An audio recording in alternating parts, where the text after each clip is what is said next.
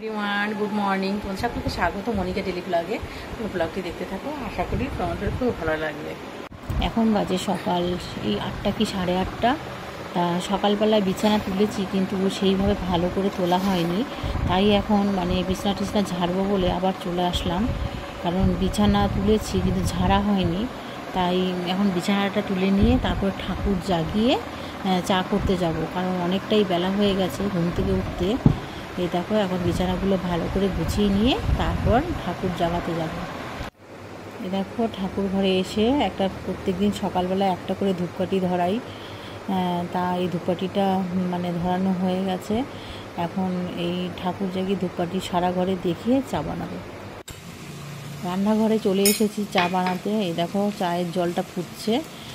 এখন আমি বানাবো দুধ চা, কেননা লিকার চাও বানাই। এদিকে কৌটোয় দেখি বিস্কুট শেষ হয়ে গেছে, চায়ের কৌটোয় চাও শেষ হয়ে গেছে। এটা হচ্ছে টাটা গোল্ডের চা, ভীষণ ভালো। এই চা পাতাটা দিয়ে চা করলে না খুব দারুণ হয় খেতে। তা এই যদি চা খাই আমরা এই টাটা গোল্ডের চা পাতা দিয়েই চাটা করি। এই দেখো, কৌটোর মধ্যে এখন ঢেলে নিচ্ছি। ওইদিকে তো জল ফুটে গেছে, তোমরা তো দেখলেই। আর এই চা পাতাটা পুরোটাই ঢেলে নিলাম এই কৌটোটার মধ্যে। ওদিকে বিস্কুটের কৌটোর মধ্যেও বিস্কুট নেই, বিস্কুটগুলো সব ঢেলে নেব। এই দেখো, এই জলটা ফুটে গেছে অনেকক্ষণ আগে। এখন এই দেখো, চা পাতাটা দিয়ে দিলাম, ভালো করে লিকার করে দুধ গুলে এই চায়ের মধ্যে দিয়ে দেবো।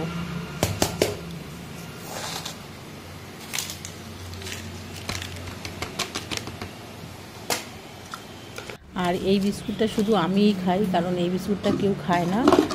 আর ও খায়, ছেলের বাবা খায় নিউট্রি চয়েস, ওই বিস্কুটটা একটু মিষ্টি কম তো, তা ওই বিস্কুটটা ও খায় আর এটা আমি খাই। এই দেখো, কথা বলতে বলতে এইদিকে চাটাও হয়ে যাচ্ছে। তা সকালবেলায় ঘুম থেকে উঠে একটু চা না খেলে না ঘুম ঘুম পায়, ঘুমটা যায় না এরকম লাগে। তা চাটা খেলে ঘুমটা চলে যায়। তা যতই কাজকর্ম করি না কেন, ওই রাত্রেবেলা একটু এখন ঘুমটা একটু কম হচ্ছে তো, তাই সকালবেলা থেকে ঘুম ভীষণ পায়। তা এই চাটা খেলে মনে হচ্ছে ঘুমটা যাবে। এই দেখো, চায়ে দুধটাও দিয়ে দিয়েছি, এখন চাটা ফুটিয়ে চাটা নামিয়ে নেব।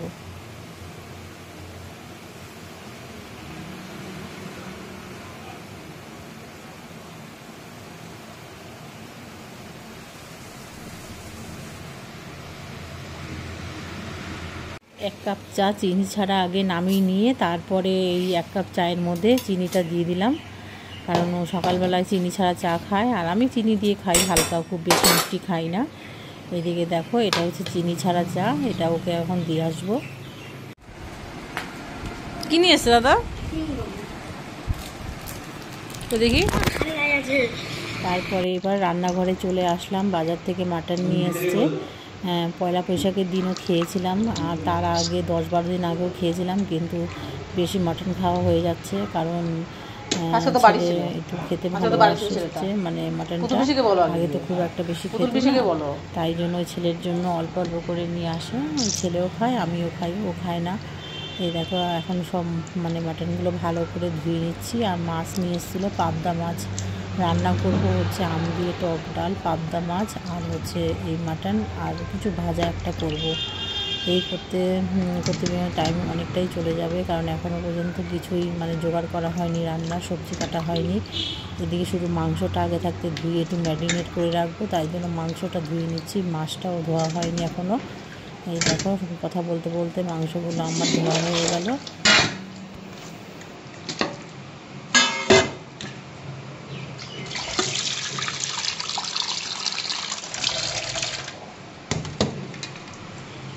তারপরে অনেকক্ষণ বাদে রান্নাঘরে চলে আসলাম। এদিকে মাংসর সব মশলাগুলো করা হয়েছে, আর অন্য কড়াইতে আলুগুলো ভেজে নিয়েছি তাড়াতাড়ি করবো বলে। এদিকে দেখো, মাংসটাও বসিয়ে দিয়েছি। এই দেখো, মাংসটা জিরে, তেজপাতা, পেঁয়াজ সেগুলো দিয়ে দিয়েছিলাম আগে, তারপরে মাংসটা দিয়ে দিয়েছি। আর মাংসটা একটু ভালো করে ভেজে নিয়ে তারপরে মশলাগুলো দিয়ে দেবো। আমি মাংস একবার রকমভাবে রান্না করি, যেটা সুবিধা হয় সেটাই করি, কিন্তু খেতে একই রকম হয়, ভালোই হয়। নিজে রান্না করে নিজেরই ভালো লাগে, এরকম লাগে। তাই দেখো, এখন মাংসটা কষানো হচ্ছে, ঢেকে ঢেকে কষাবো মাংসটা। কিন্তু মাটন সবসময় কুকারেই দিতে হয়, তাহলে না হলে শক্ত থাকে। এই দেখো মাংসটা এখন ভালো করে কষি নিচ্ছি।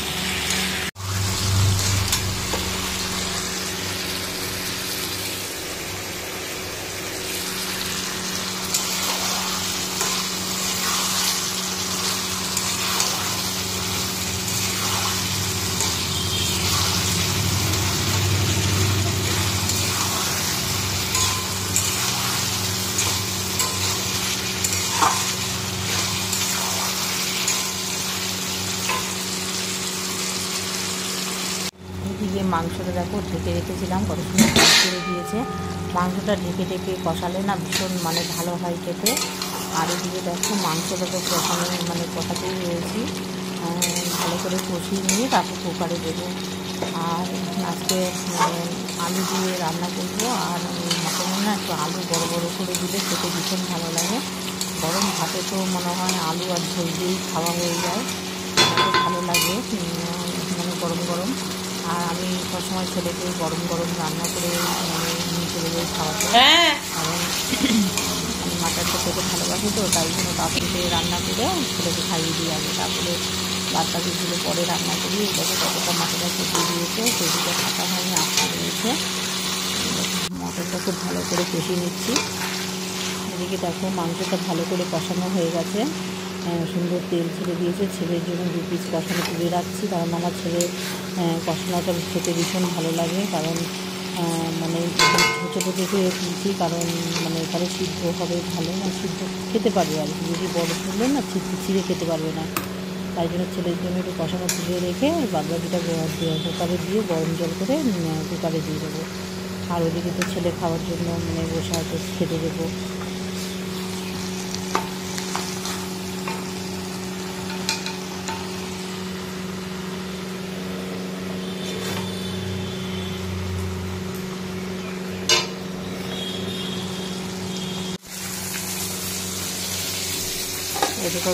এদিকে ছেলের জন্য অত একটু ভাতও বসিয়ে দিয়েছিলাম। এদিকে মাটনটা রান্না করা হয়ে গেছে। দেখো ভাত দিয়ে দিয়েছি, পাবদা মাছ ভাজা আর কষা, আর এই যে মাটনের ঝোল, আলু দিয়ে লাল লাল ঝোল। আর মাটনটা দেখতে কেমন হয়েছে অবশ্যই কমেন্ট করে জানাবে। এই দেখো মাটনের কালারটা যা এসেছিলো না, দারুণ। আর খেতেও ভীষণ ভালো হয়েছিল। তোমাদের দেখে মনে হচ্ছে না যে কত টেস্ট হয়েছে খেতে? সত্যিই খুব টেস্ট হয়েছিল। আর তোমাদের যদি ভিডিওটা ভালো লাগে তাহলে like, comment, share and subscribe করে দিও। দেখা হচ্ছে নতুন একটা ব্লগে। টাটা। আর মাটনটা কেমন হয়েছে দেখতে অবশ্যই কিন্তু কমেন্ট করে লিখবে, লিখতে ভুলবে না কিন্তু। আর তোমরা সবাই ভালো থেকো, সুস্থ থেকো। টাটা।